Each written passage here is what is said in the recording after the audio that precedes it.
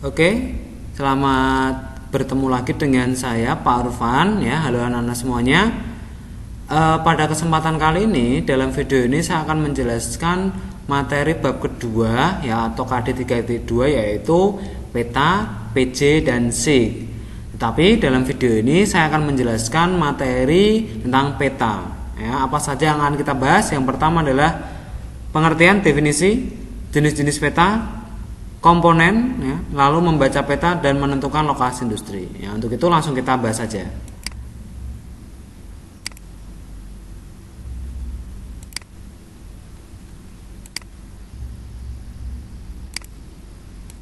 Oke, apa sih peta? Peta merupakan alat bantu dalam geografi untuk menyampaikan informasi atau gagasan, ya. Atau dalam arti lain ya, gambaran konvensional permukaan bumi yang diskalakan dan disajikan dalam bidang datar ya. Lalu ilmu pengetahuan seni dan teknologi tentang pembuatan peta disebut kartografi ya. Jadi gampangannya kalau semisal kalian melihat peta yang ada di dalam kelas atau di dalam atlas ya, itu memang gambaran ya, gambaran dalam bidang datar ya, permukaan bumi ya kan. Jadi permukaan bumi dibuat miniaturnya ya di dalam bentuk bidang datar berupa peta ya, itu peta. Lanjut ya, ini ada beberapa ahli yang memberikan definisi dari peta ya. Ini yang pertama ada peta merupakan gambaran keadaan permukaan bumi termasuk unsur alamiah dan unsur-unsur buatan manusia. Peta merupakan gambaran permukaan bumi yang diperkecil dengan skala tertentu. Peta digambarkan dengan menggunakan proyeksi tertentu. Gitu ya. Bisa lah ya, lanjut aja. Oke. Sekarang ya, sesuai dengan fungsinya peta sebagai media, maka peta harus memenuhi syarat-syarat. Nah, apa saja syarat-syaratnya? Yang pertama ada conform. Apa itu? Bentuk-bentuk ya dan bidang daerah yang dipetakan harus sesuai dengan bentuk aslinya. Ya, jadi harus bentuk aslinya harus sama ya. Terus ekuivalen ya, daerah atau bidang yang digambarkan harus sama luasnya. Ya, tidak boleh berbeda ya kan. Ya, dengan apa yang terdapat di alam. Equidistant, jarak yang digambarkan harus sama dengan sesungguhnya. Jadi syarat dari peta ya itu conform ya sama bentuk aslinya, equivalent sama luas, dan equidistant sama jarak. Nah, ya, lanjut. Nah, ini secara umum peta dapat diklasifikasikan berdasarkan isinya ya, skalanya, nilai datanya, sifat datanya, dan tujuannya. Jadi ini sudah termasuk jenis-jenis peta ya. Jenis peta berdasarkan isinya, jenis peta berdasarkan skalanya, nilai datanya, sifat datanya, dan tujuannya. Oke, kita bahas yang pertama dari isinya. Oke, ya, ini ya. Peta berdasarkan isinya. Ada peta umum, ada peta tematik ya. Apa sih peta umum? Ya, peta umum merupakan peta yang menggambarkan permukaan bumi secara umum. Ya, jadi gambarannya itu gambaran umum saja. Ya, contohnya apa? Peta topografi, lalu peta korografi. Apa sih peta topografi? Peta topografi adalah peta ketinggian. Ya, jadi ada garis-garis konturnya. Ya, itu peta topografi, itu peta umum. Peta korografi. Apa sih peta korografi? Peta korografi adalah peta administrasi suatu kota, kabupaten, provinsi atau negara. Ya, jadi gambarannya ya gambaran umum ya kan, informasinya informasi umum. Lalu jenis peta berdasarkan isinya yang kedua adalah peta tematik atau peta khusus ya. Ini merupakan peta yang menggambarkan suatu tema atau unsur tertentu dari permukaan bumi. Contohnya adalah peta curah hujan, peta jenis tanah ya, peta temperatur ya. Jadi peta tematik ini dia digambarkan dengan ciri khusus ya. Oke, ini contohnya. Ini peta topografi ya, ini peta kontur ya, ini peta umum. Ya, ini dari satu garis konturnya itu dia menunjukkan ketinggian yang sama. Jadi syarat dari garis kontur itu tidak boleh berpotongan ya. Dia satu garis ini nanti akan ketemu lagi. Ya, tidak boleh berpotongan. Nah, ini peta korografi. Nah, ini peta penggunaan atau peta administrasi ya.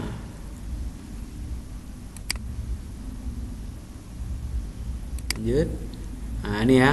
Nah, ini masih peta umum ya.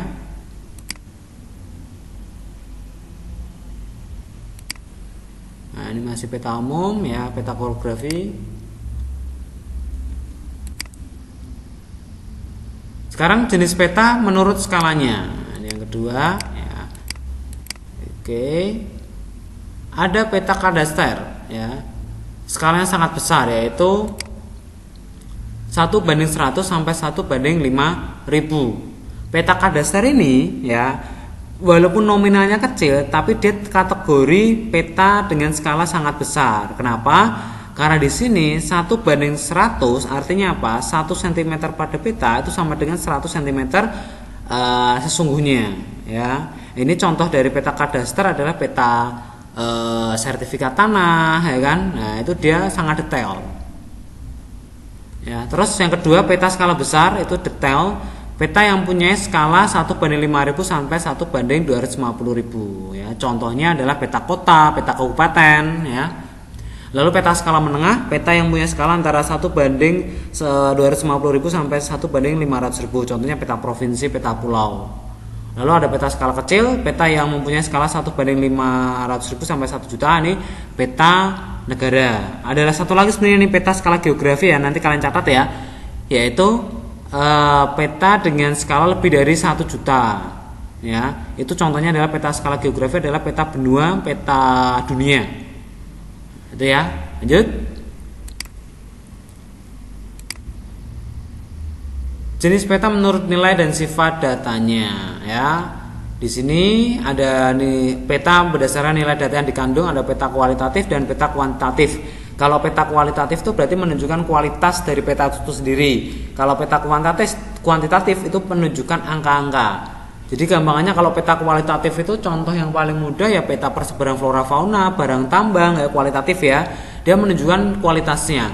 Tapi kalau sudah ada angka-angkanya ya, sudah ada berhubungan dengan angka ya, contohnya semisal peta kepadatan penduduk ada jumlah penduduknya, ada dotnya, atau peta sumber daya alam tapi sudah ada berapa jumlah potensinya. Nah, itu berarti sudah kuantitatif. Tapi kalau kualitatif hanya menunjukkan kualitasnya, tidak menunjukkan angka-angka. Lalu sifat data yang dikandung ada stasioner dan dinamis. Kalau stasioner itu dia tidak berubah-ubah. Contoh yang paling gampang peta stasioner itu peta lempeng ya, atau peta geologi ya, peta jenis tanah itu statis.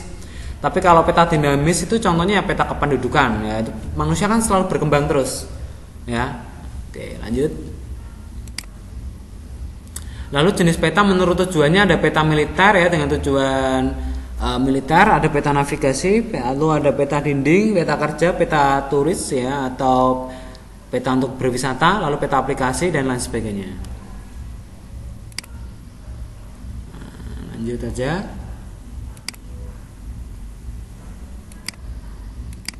Lanjut saja. Sekarang kita akan bahas komponen peta ya. Jadi komponen peta ya, komponen peta itu kalian nanti bisa cari sendiri ya, ada banyak ya. Dan yang utama adalah judul peta. Ya, simbol peta, skala peta, proyeksi peta, lalu grid peta, petunjuk arah, legenda, inset, ya, dan masih ada yang lainnya, ada garis astronomis, ya kan, ada lettering, ada pembuat, ada tanda pembuatan dan sebagainya. Ya, oke, ini judul peta ya, harus menggambarkan isi dari peta yang di dalamnya. Jadi, semisal petanya ya menggambarkan tentang pertanian, ya udah peta hasil pertanian Indonesia. Atau menunjukkan curah hujan ya peta curah hujan dan sebagainya. Lalu selanjutnya simbol peta ya, simbol peta ini bagian dari komponen peta, ada simbol titik, garis, luas dan simbol volume ya. Oke, ini simbol peta. Nah, ini simbol yang area nih ya, sawah irigasi, sawah tanda hujan ya, kebun perkebunan, hutan, semak belukar, tegalan, tanah kosong, hutan rawa. Ini ada lagi nih, bisa kalian amati ya. Kalau sungai itu dia termasuk simbol garis ya, tapi ini perairan jenisnya ya, simbol garis. Lalu selanjutnya skala peta. Skala peta itu adalah perbandingan yang menunjukkan jarak antara dua titik ya di peta dengan jarak kedua titik di permukaan peta sebenarnya. Ada skala numerik, angka, grafik, dan inci to mile. Dan nanti ada perhitungan-perhitungan skala peta, nanti akan dibahas pada video selanjutnya ya. Ini akan saya lewati saja ya, ini saya lewatin saja ya, ini ya. nanti ada perhitungannya. Nah, ini nanti perhitungan-perhitungan ini ada di materi atau video selanjutnya. Saya lewatin saja ya, ini ya. Saya lewatin saja.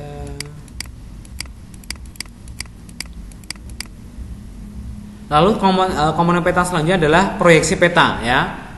Proyeksi peta itu upaya pemindahan ruang muka bumi ke bidang datar. Jadi bumi itu kan bulat. Nah, untuk mensiasati bumi yang bulat itu, karena kita akan tuangkan dalam bidang datar, maka perlu proyeksi. Ya.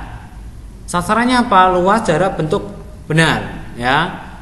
Ya, proyeksi peta dibedakan atas bidang distorsi, ya, bidang proyeksi dan sumbu proyeksi. Kita bahas. Ya, menurut distorsinya, equidistant, equivalent, conform, hampir sama dengan syarat peta tadi ya. Menurut bidang proyeksinya, bidang datar, kerucut, silinder. Menurut posisi sumbu simetrisnya, normal, miring, transversal. Nanti akan saya jelaskan setelah ini. Kita lewatin saja ini. Nah, ini equidistant sama jarak, equivalent sama luas, conform sama bentuk. Ya, proyeksi hampir sama dengan peta. Nah, ini bidang proyeksi azimut, kerucut, dan silinder. Nah, ini gambarnya. Saya harus ya dengan gambar ya biar kalian mudah. Oke, jadi di sini yang bidang datar ini azimutal ya. Dia memproyeksikan di daerah kutub ya. Jadi dia memetakan daerah kutub utara, kutub selatan ya. Dia nanti gambarnya kayak gini. Ya. Kalau yang kerucut itu dia memproyeksikan bidang lintang sedang ya, lintang 45 derajat. Kalau silinder khatulistiwa, dia dalam bidang persegi dan gambarnya. Ini ada khatulistiwa. Jadi ini contoh dari proyeksi. Ya, bisa kalian amati. Lalu menurut sumbu simetrisnya ada normal, miring, dan transversal. Nah, ini ya. Oke. Lalu komponen selanjutnya ada garis grid peta ya, jadi jaringan garis-garis yang digambarkan di atas peta secara horizontal atau vertikal.